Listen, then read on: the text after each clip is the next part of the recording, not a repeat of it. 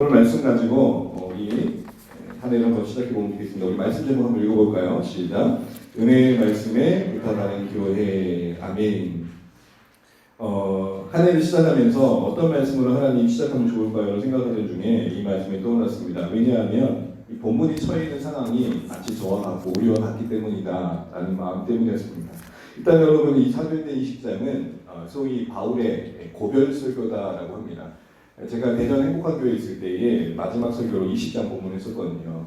기억나니? 안 나도 돼, 괜찮아. 20장의 분위기가 어떤 분위기냐면은 바울이 3차 전도여행을 마치고 3차 여행을 마친 다음에 에베소를 들리고 싶은데 에베소를 들릴 수 없는 상황이 있었던 거예요. 그 상황이 16절, 17절에 나와 있는데요. 우리 말씀을 좀 보겠습니다. 사도행전 20장 16절 17절 한번 읽어볼게요. 시작.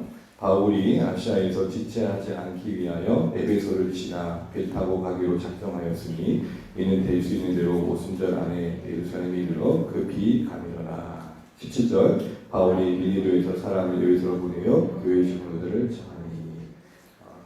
이 말씀을 보면 상황과 분위기가 조금 파악이 되시죠. 예루살렘으로 가야 되는 상황도 절박했고 중요했어요. 그런데 에베소를 지나가는 것이 너무 안타까운 거예요. 여러분, 바울이 모든 교회를 사랑했겠지만 특별히 에베소 교회 같은 경우에는 거의 3년 못 되는 2년 넘는 긴 시간을 보냈잖아요. 그러면서 관계에 맺었던 그 관계가 얼마나 진했겠어요. 교회를 향한 애틋한 마음도 컸겠고 걱정하는 마음도 그만큼 컸겠죠. 그래서 여러분, 바울은 그냥 지나지 않고 상황은 허락지 않지만 지체할 수 없는 상황이었지만 그 상황에 맞게 지금 밀리도라는 그 중간 지역에 장로들을 불러서 거기서 만나고 있는 시도를 하고 있는 것이 오늘 본문의 내용입니다. 그러면서 필요한 권면의 말씀을 고별 설교의 메시지에 담아내고 있는 것이죠. 우리 여기 잠깐 생각해 볼 것들이 있습니다. 이게 무엇이냐면 우리가 교회 사역을 하다 보면 이 2022년도 우리가 오늘 이제 예배 마치고 10년 할애를 함께 하면서 윷놀이도 하고 새해에는 이렇게 될 겁니다라는 나눔이 있겠지만 그대로 될 수 있는 상황이 허락되기도 하겠지만 그렇지 않은 상황도 있을까요? 없을까요? 있을 겁니다. 우리가 지금 1월 2일까지 두세 사내 모임 해가지고 목장의 대치 모임을 가졌지만 또 정부 발표는 2주 동안 동일한 기준으로 연장했단 말이에요. 또 이 상황에 맞게 우리가 또 맞춰가야 됩니다. 그래서 여러분, 저와 여러분 적어도 상황이 이러니까 그만합시다 이런 말은 하지 않기를 축복합니다. 그 안에서 하나님 나라를 위해 더 가치 있는 선택들을 하고 고민을 하고 그게 한 마음이 되어져서 나아가면 좋겠습니다. 그때마다 필요한 지혜를 구하면 좋겠습니다. 이거를 나쁘게 말하면 이럴 거예요. 아니, 왜 이렇게 대책 없이 가세요? 그때그때 바꾸세요. 바울도 그런 오해를 성경으로 받더라고요. 근데 여러분, 적어도 우리 함께 고민하는 가운데는 뭔가 원칙은 있지만 때로는 상황에 따라 유연성도 발휘할 수 있는 열린 마음이 있는 우리 모두 되시길 축복합니다. 본질은 뭡니까? 교회를 살리겠다는 거였어요. 어쨌든 예루살렘을 가야 되는 상황 속에서 에베소도 돌아가야 되는 대안이 어디였냐? 밀리도 때문에. 우리도 2022년에 밀리도가 있기를 축복합니다. 못 가니까 어쩔 수 없지가 아니라 그렇다면 할 수 있는 게 뭘까? 그렇다면 숨길 수 있는 게 뭘까? 그렇다면 찾아가서 해볼 수 있는 게 뭘까? 이런 고민이 있는 한 해 되었으면 좋겠습니다. 그러면서 들려지는 말씀의 내용들이 어떤 분위기로 여러분 그 각자에게 와닿았을까 한번 생각해 보시죠. 말씀드린 것처럼 이제 이 에베소는 바울에게 다시 찾아올 수 없는 지역이었습니다. 그래서 찾아갈 수 없는 상황 속에 지도자들을 만나는 대안을 마련했던 것이죠. 그때 말씀을 전하는 바울의 마음이나 듣는 그 당시 장로들의 마음은 어땠을까요? 바울의 입장에서는 좀 비장했을 겁니다. 왜냐하면 지금 아니면 해줄 수 없기 때문에 더 절박한 마음이 분명 있었을 것입니다. 여러분, 이 20장을 쭉 읽다 보면 17절도 쭉 읽다 보면 바울이 교회를 뭐라고 얘기하냐면 피로 사신 교회다. 28절 한번 볼까요? 28절. 여러분은 자기를 위하여 또는 온 양떼를 위하여 삼가라. 성령이 그들 가운데 여러분을 감독자로 삼고 하나님이 자기 피로 사신 교회를 보살피게 하시라. 여러분, 교회를 가벼이 여기지 마십시오. 이 땅의 교회 가운데 뭔가 아픔이 있고 갈등이 있지만 적어도 교회의 본질, 그리스도의 몸을 보는 인생들에게 그게 안타까움으로 와닿는 것입니다. 내 몸이잖아요. 우리가 그리스도의 몸이 지체로서 그게 같이 아파져야죠. 내 식구가 아픈데 그걸 별개로 여기는 것 자체는 그 관계에 대한 근본적인 의심을 던질 수밖에 없는 것이죠. 어쨌든 피로 사신 교회를 향한 그 표현처럼 교회를 향한 애틋함이 있었던 만큼 특별히 에베소 장로들을 대하는 그 마음은 절박했을 것입니다. 염려만큼이나 뭔가 해줄 수 있는 말들이 더 절절하게 나왔을 거예요. 장로들 입장에서 어땠을까요? 장로들도 그럴 겁니다. 이제 바울을 다시 만날 수 없고 바울 다시 올 수 없다면 우리가 해야 할 몫인데 우리가 책임져야 될 텐데 어찌할꼬 라는 부담이 있었을 겁니다. 잘해낼 수 있을까라는 걱정, 긴장감이 분명히 있었을 거예요. 여러분 그렇잖아요. 제가 이제 사역을 이렇게 부교육자의 시간을 한 14년, 15년 보내고 뜻밖의 하나님 이끄신 단임 목회 여정을 파송 개척과 함께 시작하게 됐는데 여러분 부교육자 때는요 이게 참 이게 편해요. 편하잖아요. 콘수 듣기 편하잖아요. 근데 여러분 기억나세요? 제가 파송 개척 때 마지막 했던 멘트 이제 제가 링 위에 올라갑니다. 여러분 링 밖에서는 뭘 못해요? 여기 우리 하준이하고 한이가 축구를 좋아하는데 이 피해 그 프로 선수들 천재적인 재능을 갖고 있는 선수들 보면 뭐라고 하는지 아세요? 저거밖에 못하냐고. 아니 골대 앞에서 뻥뻥 질러내. 필드 가보세요. 대단지. 몸값이 1,000억이 넘는 사람들이 페널티 킥을 못 차면 욕하지만 좀 그만 이해되거든요. 여러분 잘해냈을 거에 대한 부담이 왜 장로들에게 없었겠어요? 그만큼 여러분 경청하는 마음이 있었을까 없었을까요? 한마디가 놓치고 싶지 않은 마음이 있었을까 없었을까요? 있었어요. 여러분 메시지의 메신저의 메시지도 중요한데요. 듣는 자의 입장에서 놓치지 않는 마음은 더 중요합니다. 같이 가야 됩니다. 장로들을 대하는 바울의 마음이 저의 마음이어야 되고 그 상황 속에서 그 한마디 놓치지 않는 마음이 우리의 마음 되셔야 돼요. 그런 가운데 전해진 여러 말씀이 있지만 저는 오늘 31절, 32절 말씀을 주목해보자 하는 것입니다. 우리 32절을 다시 한번 읽어보겠습니다. 32절입니다. 시작. 지금 내가 여러분을 주와 및 그의 은혜의 말씀을 부탁하노니 그 말씀이 여러분을 능히 든든히 세우사 아멘. 여러 말을 했는데 교회와 관련해서 직접적으로 교회를 뭔가 이야기하는 과정 속에 나온 이 말씀 한번 묵상해 보면 좋겠습니다. 이런 배경 속에서 나온 이 말씀의 의미를 생각해 보는 것은 2022년에 주안의 교회 나아갈 방향과 아주 중요한 부분이 맞닿아 있다 생각되기 때문입니다. 일단 여러분 여기서 여러분은 말씀드린 것처럼 에베소 교회 장로들 지도자를 말합니다. 근데 그들을 어디에 부탁한다고 말하고 있습니까? 그 은혜의 말씀에 부탁한다. 부탁한다는 말은 무슨 말이죠? 맡긴다라고 합니다. 자신은 없지만 자신이 그동안 가르친 말씀에 너희를 맡긴다라고 말합니다. 자기는 부재하지만 말씀 너희와 함께하며 마치 내가 있는 것과 다를 바 없는 모습들로 너희를 인도해 갈 것이다. 요 얘기를 하고 있는 것입니다. 특별히 여러분 지도자들을 말씀을 맡겠다는 것은 그들이 세워가야 되고 그들을 통해 세워질 에베소 교회를 말씀에 부탁하는 것과 같은 내용이겠죠. 에베소 장로들을 말씀에 부탁한다는 것은 결국 에베소 장로들이 세울 교회를 말씀에 부탁한다는 말과 같은 의미입니다. 저는 이 말씀을 보면서 조금 의아했어요. 바울이라는 나름의 선교의 그 사역 속에 교회를 개척한 그 노하우, 목회적 노하우가 남다를 텐데 뭔가 목회적 기술과 전략과 노하우라는 것들이 나누어질만 한데 여러 말들이 아닌 꼭 한 가지 그 말씀에 부탁하는 말로 교회를 부탁하고 있는 걸 보게 됩니다. 보통 여러분 누가 뭔가를 부탁할 때 누구에게 뭐 부탁합니까? 신뢰할 만한 사람. 또 그걸 부탁했을 때 그 대상을 통해 그것이 가능해질 때 부탁하게 됩니다.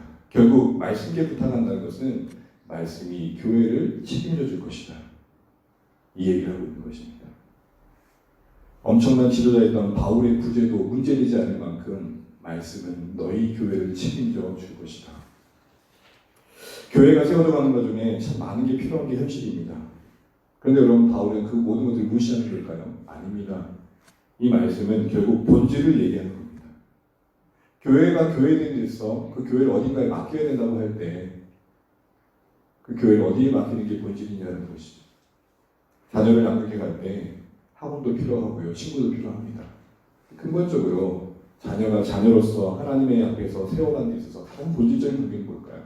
부모의 권위하에서의 그 질서되는 순종이죠. 그렇다면 여러분 말씀에 부탁한 이유가 무엇이었습니까? 오늘 31절 다시 말씀을 보시면 말씀은 어떻게 표현하고 있는지 주목해 보십시오. 말씀 앞에 어떤 표현이 있습니까? 그 은혜의 뭐예요? 그 은혜의 뭐라고요? 말씀. 성경은 언어 자체가 헬라어인데 이 헬라어로 된 이 부분은 두 가지로 해석이 됩니다. 그렇게 해석해도 무난하다는 거예요. 그 은혜의 말씀이라는 말은 이렇게 해석이 됩니다. 은혜를 주시는 말씀, 하나의 은혜는 그 말씀이 은혜를 주신다. 다시 말해 은혜라는 단어가 말씀의 결과로서 주어지는 내용을 말하는 것입니다. 목적으로 쓰일 때 이렇게 말하고요. 꾸미는 말로 쓰여졌을 때는 은혜가 되어지는 말씀이라는 거예요. 이 말의 의미는 무엇이냐면 말씀이 너무 반갑고 좋고 기쁘다라는 거예요. 자, 이 두 가지 의미를 가지고 오늘 우리에게 주신 교훈을 생각해 보게 되는데요. 일단 은혜가 된다는 게 뭔가 생각해 볼 필요가 있어요. 여러분 교회 다니면서 가장 많이 쓰는 표현 중에 뭘까요? 은혜 받았습니다. 그리고 가장 남용되는 단어가 뭘까요? 은혜 받았다는 말이에요. 제가 이 말을 할 때마다 지울 수 없는 기억이 하나가 있어요. 제가 강주 산수교에서 사역을 때 전도사 시절입니다. 수요일에 설교를 마치고 나눴던 대화 중에 잊지 못하는 대화 한 가지가 있습니다. 여러분 설교자가 예배를 마치고 성도들과 인사하는데 그래도 주시는 말씀 중에 뭐가 참 격려가 될까요? 전도사님 은혜 됐습니다. 그때 당시 전도사로서 말씀을 전한다는 게 얼마나 벅찬 일이었겠어요. 우리 아내가 알아요. 그때는요 원고지가 한 12장이 됐어요. 그래서 네, 지금 생각해보면 진짜 너무 창피할 정도로 뭔 말을 했는지도 모르겠고 나는 불탔는데 성도들은 불타지 않더라고요. 뭔가 온도차가 컸던 거죠. 어쨌든 그러고 나왔는데 집사님 한 분이 은혜 받았습니다. 그러는 거 얼마나 감사해요. 네, 뭐 감사합니다. 근데 뭐가 은혜가 되셨어요? 했는데 이어서 하는 말씀이 뭐냐면 오늘 전도사님이 찬 넥타이가 얼마나 은혜가 됐는지. 근데 제가 새 거를 찾거든요. 지금 색깔도 기억해요. 노란색, 파란색, 노란색, 파란색. 그리고 그 찬양할 때 꺾는 그 순간이 얼마나 감동됐는지. 제가 웃으면서 인사를 나눴지만 마음은 썩 좋지 않았고 적지 않은 충격을 느꼈어요. 은혜라는 말, 그분이 한 말이 잘못했다는 게 아니라 은혜라는 말이 그렇게 이해하시는 거예요. 사랑하는 주안의 가족 여러분, 은혜를 받았다는 의미는 기분이 좋다는 게 아닙니다. 기분이 좋을 수 있지만 같은 의미가 아닙니다. 은혜를 받았다는 의미는 감동 충만을 말하는 게 아닙니다. 흥분 충만을 말하는 게 아닙니다. 내가 너무 좋다라는 걸 말하는 게 아닙니다. 마음의 감동을 받고 눈물 흘리는 것을 다만 은혜 받았다고 말할 수 없습니다. 은혜를 받았다는 것은 하나님을 바르게 알게 되었다는 것이고, 그래서 하나님을 더 신뢰하게 되었다는 것이고, 그 하나님을 더 의지하게 되었다는 것이고, 이제는 내가 그 하나님의 나라를 위해 살아보겠다는 마음이 생겼습니다. 이게 은혜 받았다는 거예요. 본질적으로 하나님과 관계 속에서 뭔가 근본적인 변화가 일어나는 것을 은혜 받았다고 표현하는 겁니다. 성경은 그래서 은혜를 그때 이야기합니다. 그래서 바울도 대표적인 자신의 신앙의 고백 중에 이렇게 얘기하죠. 고린도서 15장 10절에 내가 나 된 것은 하나님의 은혜로 된 것이니 내게 주신 그의 은혜가 헛되지 아니하여 내가 모든 사도보다 더 많이 수고하였으나 내가 한 것 아니요 나와 함께 하신 하나님의 은혜다. 바울이 자신의 은혜 받았다. 그 은혜가 나에게 헛되지 않다라고 하는 말의 내용이 무엇입니까? 더 수고하였다. 그런데 그것조차도 자랑이 되지 않고 오히려 감사하다. 이 얘기를 하는 거죠. 그게 은혜 있는 신령입니다. 섬기는데 기쁜 거예요. 하나님 말씀을 배우는 자리에 하나님을 알아가는 감사가 있는 거예요. 이게 은혜 받은 신령입니다. 그런데 여러분 이런 은혜를 주시는 하나님의 방법, 수단, 방편, 소위 은혜의 방편이 뭐냐? 바로 하나님의 말씀이에요. 그래서 오늘 바울이 얘기하는 거예요. 교회에게 은혜가 필요하고 그래야 교회가 교회 될 텐데 그 교회에게 은혜를 주시는 하나님의 방법이 뭐냐? 말씀이다. 그러니 장로들아 너희들이 지도자로서의 그 탁월한 리더십과 또 행정력과 여러 가지 판단 분별도 필요하겠지만 그게 교회를 바꾼다고 생각하면 착각일 것이다. 이거 얘기를 하고 있는 것입니다. 말씀이 주는 은혜가 교회 안에 있지 않으면 교회는 교회될 수 없다. 이 얘기를 하는 것이죠. 그래서 여러분 하나님의 말씀이 은혜의 방편임을 증거하는 말씀 중에 디모데후서 3장 15절 17절에 여러분 잘 아시는 말씀이 나옵니다. 모든 성경은 하나님의 감동으로 된 것으로 교훈과 책망과 바르게 함과 의로 교육하기에 유익하니 이는 하나님의 사람으로 온전하게 하며 또한 모든 선한 일을 행하는 능력을 갖추게 함이니라. 하나님의 말씀이 은혜의 수단이 되어져서 신자의 우리를 신자답게 만들고 교회를 교회답게 한다는 것을 성경 내내 이야기하고 있습니다. 그렇다면 여러분 오늘 본문 안에서 찾아볼 수 있는 주시는 은혜가 뭘까요? 일단 오늘 31절 말씀을 다시 한번 32절 말씀을 다시 한번 보겠습니다. 우리 한번 같이 한번 읽어보겠습니다. 시작. 지금 내가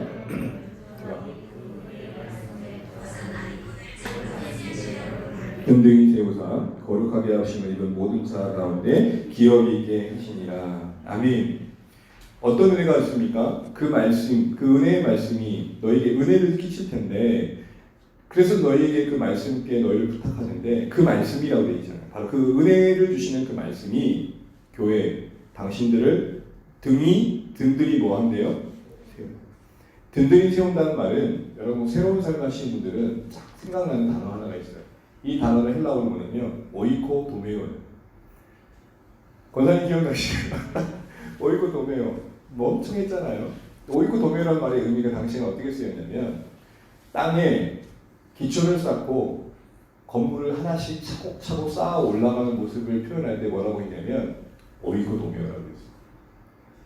하나님의 말씀이 그렇게 해간다는 거예요. 영어로는 빌드업이라고 되어 있어요. 이 말이 교회를 향해서 어떤 의미를 갖겠어요? 교회를 부르신 하나님의 뜻을 따라 교회가 세워져 가게 하는 데 있어서 말씀은 일해 갈 것이다, 이렇게 얘기하는 거죠. 결국 말씀이 교회를 교회답게 하고 예배를 예배답게 하고 성도를 성도답게 한다는 거예요. 여러분 교회를 디자인하신 분이 누구십니까? 바로 우리 하나님이시죠. 근데 그 디자인하신 뜻대로 교회가 이 땅에서 세워져 가도록 한다는 거예요. 뭐가요? 하나님의 말씀. 하나님의 말씀이 오이코 도메오 하도록 만들어 가신다는 거예요. 그럼 그렇게 만들어진 내용은 뭘까요? 여러 가지로 얘기할 수 있지만 예수님을 닮아가는 거죠. 그분의 사역이 우리 안에 채워져 가는 거고 그분의 성품이 우리 안에 나타나시는 거예요. 여러분 우리가 말씀대로 교회가 빌드업 되어져 간다는 건 다만 분위기가 좋은 게 아니에요. 그건 결과적인 거죠. 우리끼리 만나면 우리끼리가 좋은 그 시간이 아니라 그 안에 예수의 향기가 있고 예수의 사역이 있는 거예요. 그래서 여러분 이것이 우리 교회 가운데 이렇게 적용될 수 있는 겁니다. 우리가 말씀대로 한 해 이끌림 받아 세워져 갈 때 기대할 수 있는 내용은 우리식으로 우리 표현하자면 따뜻한 사귐과 성교적 공동체들이 만들어지는 겁니다. 오늘 신약 할례 때 다시 얘기하겠지만 이때 사귐이란 게 어떤 의미였습니까? 이때 사귐은 코이노니아라는 말이었잖아요. 이 코이노니아라는 말은 우리끼리 잘 지낸다는 친교의 의미가 아니라 제3의 장소에서 만나는 거죠. 나도 너도 여기서 만나는 거예요. 그리고 그 제3의 장소의 이름은 뭐였어요? 예수 그리스도. 예수 안에서 서로를 이해하는 거죠. 예수 안에서 예수님이 하시는 일들에 참여하는 거죠. 여러분 그렇다면 말씀이 어떻게 우리를 빌드업 해갈까요? 말씀이 어떤 작용을 하길래 어떻게 우리한테 은혜를 끼치길래 우리가 세워져 갈까요? 여러 가지 이야기할 수 있지만 두 가지 기능이 있습니다. 말씀은 일단 거울입니다. 뭐라고요? 거울은 내 자신을 비춰보는 거죠. 그래서 여러분 말씀을 읽다 보면 감추고 싶은 내 안의 자아의 욕망을 보게 됩니다. 위험을 보고 시기를 보고 성경을 보면서 이 안에 있는 내 모습을 봅니다. 다윗을 보고 사울을 보고 베드로를 보고 모든 성경의 인물들 속에서 우리 자신 안에 내재된 제 모습을 본다고 해요. 그리고 그것이 깨어지는 가운데 겸손이 만들어지고 우리 마음이 새로워지는 가운데 연합이 만들어지는 거예요. 그래서 말씀은 거울이 되어서 그것이 우리 안에 은혜를 끼치게 되면 나와 나 자신과 화해할 뿐만 아니라 서로 간의 화해가 만들어져요. 여러분 우리와 우리 자신을 하얗게 하는 게 말씀입니다. 저는요 말씀을 보면서 내 안에 감춰진 내 모습을 직면하면서 저를 더 아끼게 됐어요. 내가 왜 이렇게 고통스러운가 가만히 봤더니 내 안에 그런 마음에 상처들이 있더라고요. 근데 그거를 하나님의 말씀만 비춰보고 객관화하고 그 말씀 앞에서 그 상처를 다루시는 하나님의 신실하신 손길과 사랑을 보면서 나를 향해서도 그렇게 하시겠구나는 마음 안에서 내 상처가 치유될 때 나와의 화해는 말씀이 거울이 되어 만들어진 나와의 화해는 주변과의 화해를 만들더라고요. 왜요? 이해가 돼요. 여러분 제가 재수생들을 위로할 때와 삼수생이 재수생을 위로할 때는 다릅니다. 저는 점수 맞춰서 학교를 가서 재수를 안 해봤어요. 근데 제가 재수생을 위로하면 고개를 끄덕여요. 근데 삼수생이 와서 위로하잖아요. 격한 감동과 느낌.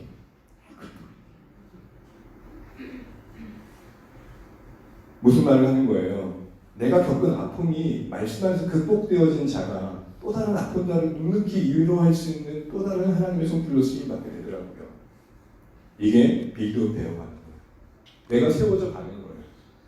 또 하나의 말씀의 기능은 무엇이길래 우리에게 은혜가 됩니까? 말씀은 안경이 됩니다. 말씀은 뭐라고요? 안경. 안경은 뭐예요?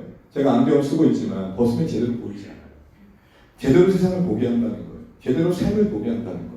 제대로 내가 살아가는 주변 세계를 이해하게 한다는 거예요. 달콤한 유혹과 참된 가치의 그 사이를 분별하게 하고 비진리와 진리를 분별하게 하고 하늘의 가치와 세상 가치를 분별하게 해요. 그래서 아까 우리 박찬근 안수일사님 기도해 준 것처럼 좌로나 우로나 치우치지 않고 정도를 보게 하는 거예요. 주님 안에서 말씀이 우리 안에 이렇게 안경이 되어질 때 내 안에 일어나는 변화 중에 하나는 뭐냐면 내가 있어야 할 자리를 지키게 돼요. 세상을 제대로 본다는 것은, 삶을 제대로 본다는 것은 우리를 부르신 그 자리에 내가 해야 될 일을 깊이 이해하고 그것을 기이 여기는 겁니다. 세상에 분별력을 가지고 살아간다는 것은 바로 시사 선택 가운데서 옳고 그름을 선택하는 것뿐만 아니라 세상의 한 복판에서 내가 지금 서 있는 그 자리에서 자리매김도 이야기를 한다는 거예요.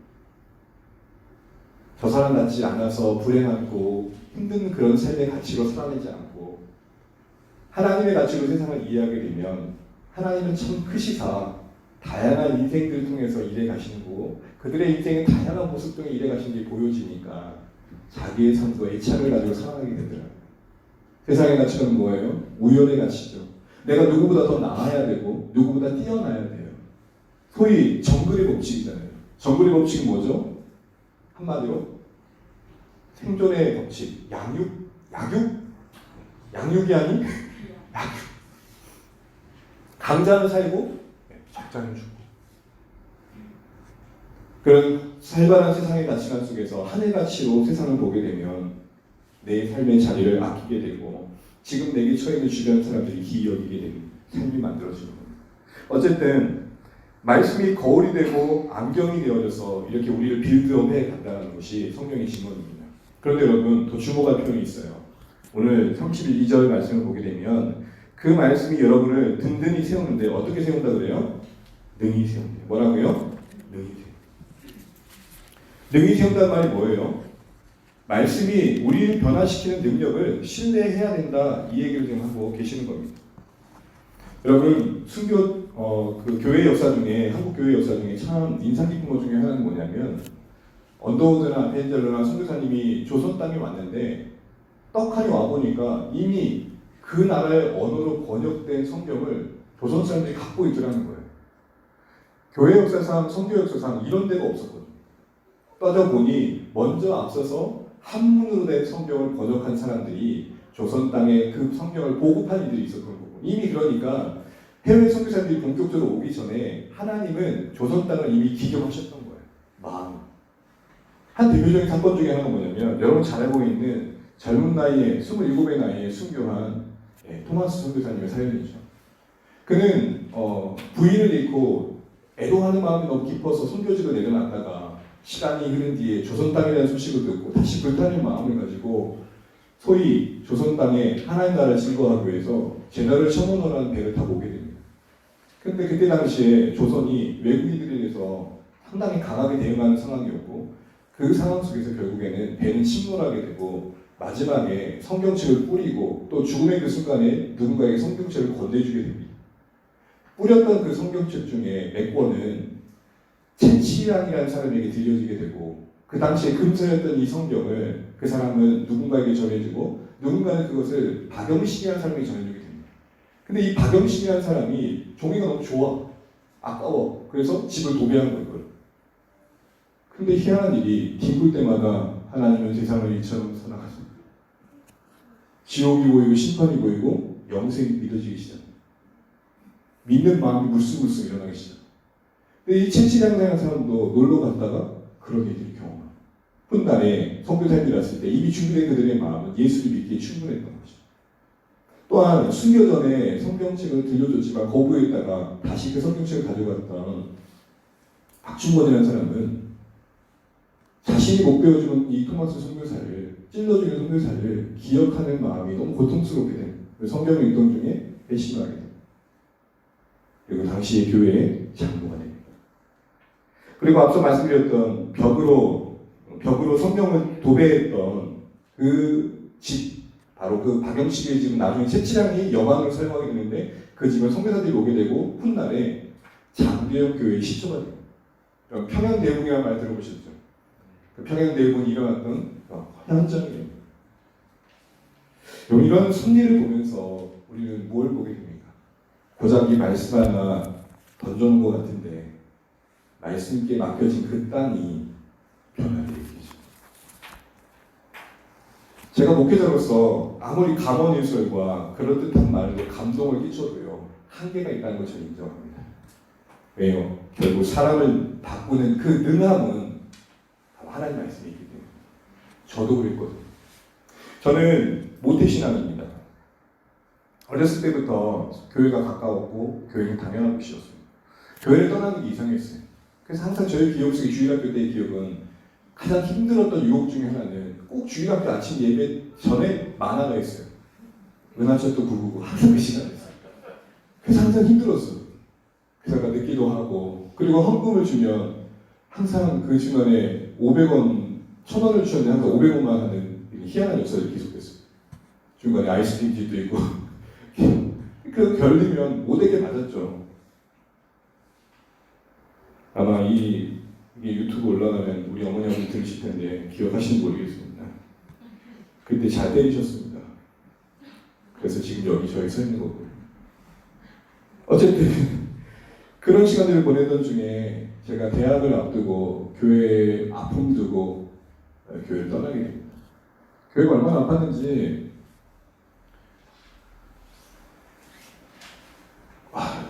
표현해야 돼요. 교회가 연합을 했는데 목사님과 장로님이 싸우는 거예요. 강단에서 서로 멱살을 잡는 걸 봤다니 얼마나 마음이 아파요. 그래서 그 당시에 교회를 떠나게 됩니다. 그런데 1년의 방황을 끝내고 제가 구류박권이거든요. 구류박권. 그때 당시에 별명이 구름 양아치였어요. 근데 1년의 그 끝자락에 친구의 권면과 또 이 준비된 교회 안에서 만남 속에서 말씀의 양육을 받습니다. 근데 희한하죠. 별거 해준 거 없는데 그 말씀이 내 안에 마른 장작과 같았던 성경의 이야기를 불씨를 붙여가지고 아브라함부터 계시록까지 와 열어줍니다. 뭔가 설명할 수 없는 두근두근. 그 말씀이 저를 붙잡아 우리 안내를 만나게 해주죠. 그 교회에서 만나게. 그 말씀이 저를 붙잡아 구름 양아치를 양육자로 만들어요. 그때 배웠던 양육의 마음이 계속되는 사역 현장에서 이어지면서 경기도 성남에 있는 데가 여기까지 오는 은혜가 이어지고 있는 것이죠. 오늘 은혜 받으면 다음 주도 올 줄도 믿고 제가 그랬습니다. 설명할 수 없지만 이 말씀이 저를 말씀 있게 부탁했던 사람들의 부탁 속에서 제가 여기까지 왔습니다. 이런 은혜가 우리 공동체 가운데 있기를 소망하면서 이 말씀을 나눕니다. 2022년 하나님의 이 말씀이 주 안에 그 능히 든든히 세울 줄로 믿습니다. 이로해서 저의 최선은 하나님의 말씀께 여러분을 맡기는 겁니다. 하나님의 말씀이 여러분에게 잘 들려지도록 준비해야 되고 잘 섬겨야 되고 여러분도 그 말씀과 가까이 하는 은혜가 있길 바랍니다. 두 번째 은혜가 무엇인가 봤더니 함께 따라하시죠. 기업이 있게 하신다. 시작. 오늘 이 기업이란 말의 의미는 뭐냐면 구약에서는 땅이라는 의미를 갖고 있었어요. 이스라엘 백성들이 각각의 주어졌던 그 땅이 기업이었는데 신약에서는 예수님 안에서 누리는 하늘 복을 말해요. 그러니까 유산을 말해요. 하나님께서 우리에게 주시고자 하는 복을 말합니다. 이것은 성경 전체적으로 결국은 뭘 말하냐면 신자된 우리에게 주고자 하시는 하늘 상급을 말합니다. 여러분 이 기업이라는 단어에 좀 주목을 하시면 좋겠어요. 신자된 우리가 이 땅에 살아가면서 죽음 넘어야 하나님 앞에 섰을 때 받을 칭찬, 영광, 즐거움, 기쁨이 얼마나 크게 와닿고 있는지. 그래서 바울도 에베소 교회 성도들에게 오늘 예배소 장로들에게 이렇게 말을 하지만 그 기업이 그들에게 밝히 보여지길 바라는 마음에 에베소서 1장 18절에 이렇게 기도합니다. 너희 마음의 눈을 밝히사 그 부르심의 소망이 무엇이며 성도 안에서 그 기업의 영광의 풍성이 무엇이며 라고 말합니다. 눈을 밝히 떠서 기업의 그 영광, 하나님 나라 안에서 주님 앞에 섰을 때에 보게 될 그 영광스러움, 그 칭찬, 그리고 그 하나님이 너희를 그 품에 안아주시는 그 위로를 너희들이 좀 크게 여기면 좋겠다. 이 얘기를 하고 있는 것입니다. 근데 여러분, 뭐가 이렇게 교회 가운데 이런 하늘 영광을 바라보게 하는 은혜를 끼친다고 합니까? 바로 말씀이 그렇게 한다는 겁니다. 이 말은 말씀대로 살면 결국 훗날에 우리가 하나님 앞에 칭찬받게 된다는 겁니다. 말씀대로 살대로 교회가 성도님들을 섬기고 이렇게 이끌어가면, 지도해 가면 결국 성도들로 하여금 하늘복 받게 한다는 것입니다. 여러분, 교회에서 지도자들이 질서 가운데 뭔가를 권면하고 그리고 뭔가를 부탁하고 이야기할 때는 신자된 여러분의 인생을 괴롭게 하기 위함이 아닙니다. 우리 함께 섬겨보시죠. 우리 함께 하나님 나라의 이 일들을 해보시죠 할 때는 적어도 절대는 뭡니까? 이게 헛되지 않을 것입니다. 그래서 여러분, 고린도서 15장 58절에 부활장에 우리가 부활하여 주님 앞에 설 거다 말하면서 바울이 이렇게 고백합니다. 그러므로 내 형제들아 흔들지 말고 견실하고 주 안에서 그 수고를 더하여라. 그 수고가 헛되지 아니하리라.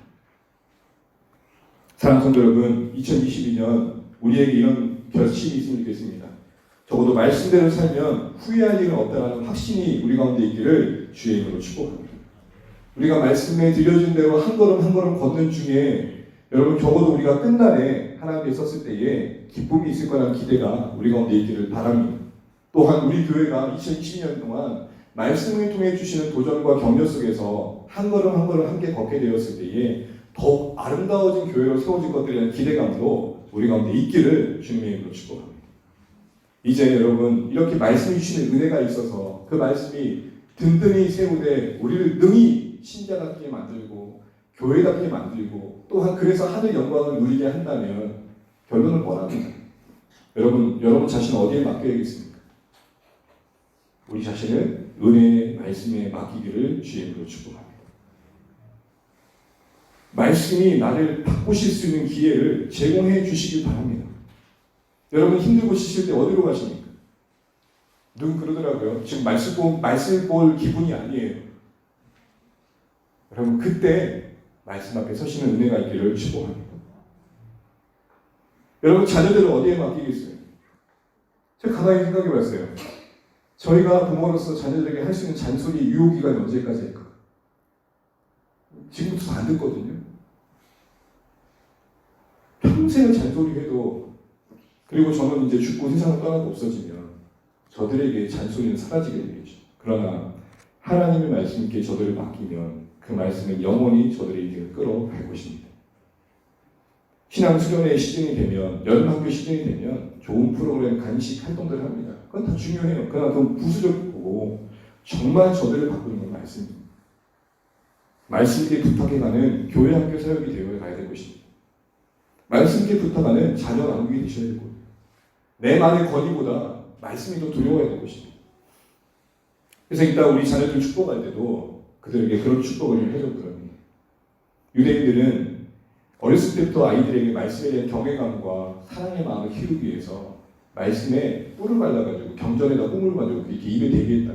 그래서 저도 우리 아이들에게 이따 축복할 때 말씀을 주는데 달콤하게 축복해서 너희들에게 말씀이 초콜릿이기를 축복한다. 여러분, 주안의 교회를 어디에 부탁해야 될까요? 말씀이 부탁해야 됩니다. 우리가 섬김을 중요시하는 가족교회 정신을 가지고 여기 왔지만 여러분, 결국 사람을 바꾸는 건 섬김이 아니라 말씀입니다. 섬기면 그의 마음을 열 수 있고 감동을 줄 수 있지만 그 심령을 꺾는 건 말씀입니다. 하나님이 자신의 죄인됨을 철저히 고백하고 소망의 그릇이신 하나님께 무릎 꿇게 하는 건 말씀이라고요. 그것이 거울이 되어져서 자기의 이성과 양심으로도 확인할 수 없던 그 미천한 밑에 그 죄악의 덩어리를 발견하게 하는 건 말씀이라고요. 그 추함, 그 잔혹함. 여러분, 손에 칼을 안 들었다고 살인하지 않은 게 아니잖아요. 수없이 들었다 놨던 그 심령의 칼들이 있잖아요. 지금도 갈고 계실 거예요. 들리는데요? 그거 내려놓게 하는 게 뭐였죠? 말씀이었어요. 복음이었고 십자가였고요. 결국 여러분 주한의 교회가 2020년을 바라보면서 저는 또 확고하게 확신을 갖게 됩니다. 말씀 사역자에서 더 무거운 책임감도 그러게 더 받게 됩니다. 바른 복음과 진리가 선포되도록 저 자신이 먼저 말씀 옆에 엎드린 자 되도록 기도해 주시기를 주님을 축복합니다. 여러분도 말씀에 대한 마음을 새롭게 하시기 바랍니다. 권면드리는 것은 여러분 말씀을 더 가까이 하시면 좋겠습니다. 이를 위해서 우리에게 필요한 게 뭐냐? 앞서 말씀드린 것처럼 은혜의 말씀이라는 번역이 말씀이 주시는 은혜라는 뜻도 있지만 어떤 뜻도 있다고요? 은혜로운 말씀이라는 뜻도 있죠. 이 말은 무슨 말이에요? 말씀이 너무 좋은 거예요. 말씀이 너무 감사되는 거예요. 말씀이 소중하게 여겨지는 은혜가 있기를 주임으로 축복합니다. 말씀이 주시는 은혜를 누리기 위해서 그 말씀이 은혜가 돼야 된답니다. 듣고 싶은 말씀이어야 되고 보고 싶은 말씀이어야 되고 가까이 하고 싶어야 된다고요. 다시 말하면 애정이 생겨야 된다고요. 여러분 누군가에게 애정이 생기면 그 사람이 하는 말에 귀 기울여지니까 딴청하게 됩니까? 귀 기울여지게 돼 있어요. 그런 의미에서 여러분 우리 손에 성경이 들려지기까지 어떤 하나님의 나라의 희생이 있었는지를 기억하시면 좋겠어요. 앞서 말씀드린 것처럼 이 땅, 이 나라의 언어로 성경을 갖고 선교사대를 맞이한 나라는 조선이에요. 대한민국이 처음이에요. 그 은혜가 우리가 여기까지 온 거고요. 그런데 아직도 각자의 언어로 성경을 볼 수 없는 사람들이 15억이나 되고 있고 이 일을 하고 있는 선교단체가 있어요. 지비트라고 성경 번역 선교회인데 그들은 지금도 그들의 언어와 그들의 민족의 언어로 성경이 들려지기 위해 애쓰고 있어요. 여러분 그들은 그렇게 말합니다. 우리의 언어로, 우리 눈으로, 우리 말로 성경을 볼 수 있는 건 대단한 축복. 어떤 한 나라는요, 목회자들이 성경 한 권밖에 없어서 여러 명의 목회자들을 공유하는 거예요. 그러니까 나는 창세기를 갖고 있고, 이 목회자는 출애굽기를 갖고 있고, 저 목회자는 신명기를 갖고 있는 거예요. 그러니까 신명기를 보려고 어디로 가야 돼요? 저 사람들 가야 돼요. 다음 질문을 해보겠습니다. 여러분 서재나 방에 이 성경책 도대체 한 권 이상은 다 있으시죠? 누가 그렇게 말했어요? 성경이 2권 있다는 건 한 권은 당신 거고 또 다른 한 권은 아직 그 성경이 들려지지 않는 자에게 주어야 될 겁니다. 사랑하는 성도 여러분, 하나님의 말씀, 성경이 우리에게 오기까지 하나님이 어떠한 피값을 지불하며 이것을 우리에게 들려주는지 기억하면 가벼이 여길 수 없을 것입니다. 은혜가 될 것입니다. 여러분 누군가가 나에게 뭔가 선물했을 때 이 선물이 값어치 있는 것은 이 자체로 고기에서도 그렇지만 이것이 헐값임에도 값이 있는 것은 이것을 마련하기 위해 그 사람이 어떠한 마음과 애절함과 희생을 치렀는지를 알 때는 더한 것이죠. 각자의 성경은 가격은 틀릴 거예요. 그러나 여러분 쉽게 펼쳐볼 수 있는 이 성경이 여러분 눈앞에 떡하니 여러분의 언어로 쓰여지기까지 참 많은 분들의 눈물이 있었다는 것만 분명히 아십니다. 그들의 희생이 있었습니다. 이 성경 조선 땅에 던지기 위해 토마스 선교사의 제일 젊은 나이에 수교비 피가 있습니다. 여러분 성경이 은혜가 되시는 복 누리시기를 바랍니다. 우리 언어로 너무 가까워서 가벼이 여기지 마시고 꼭 그런 건 아닌데 제가 이 성경을 어느 전에 누가 들고 갔더니 목사님 성경이 은혜가 되요 무슨 소리야 했더니 성경이 헐겁잖아요. 그래? 그 사람은 그런 거예요. 얼마나 봤으면 다 한다고. 아니 얼마나 봤는 게 아니라 이 껍데기 약해. 되게 약하더라고. 누가 그랬어요? 성경이 깨끗하면 마음은 더럽고 성경이 지저분하면 마음은 깨끗해진다.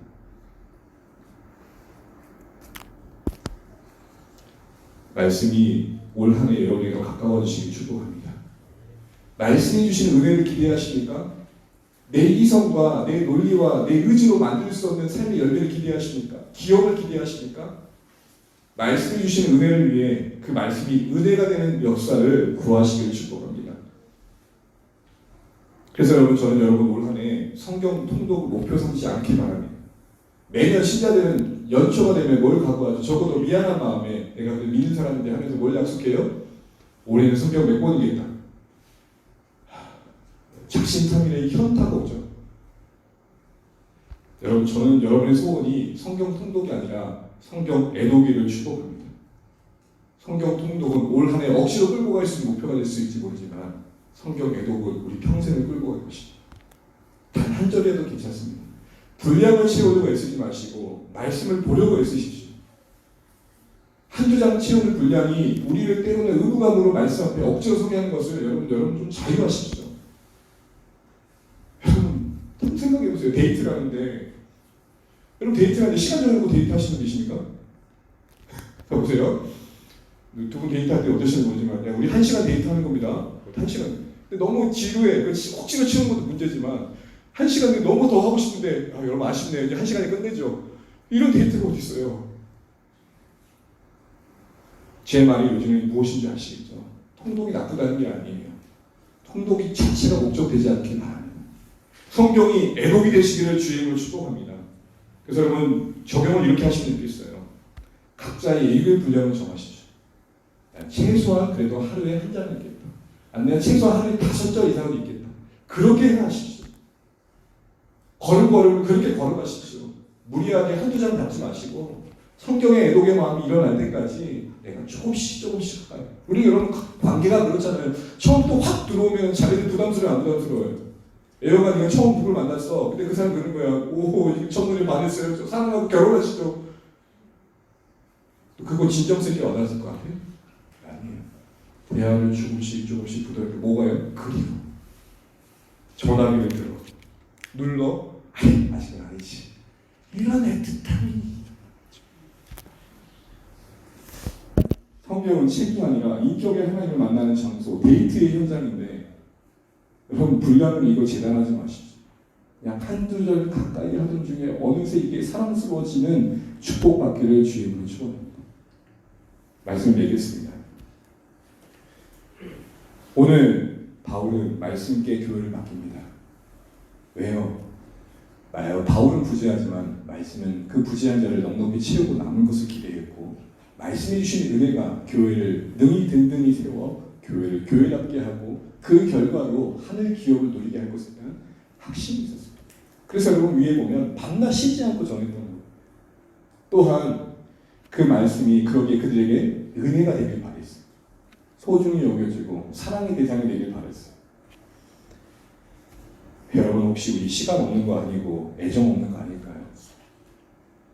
각자 애정 있는 일들은 시간을 투자하잖아요. 말씀을 잘근 씹어보십시오.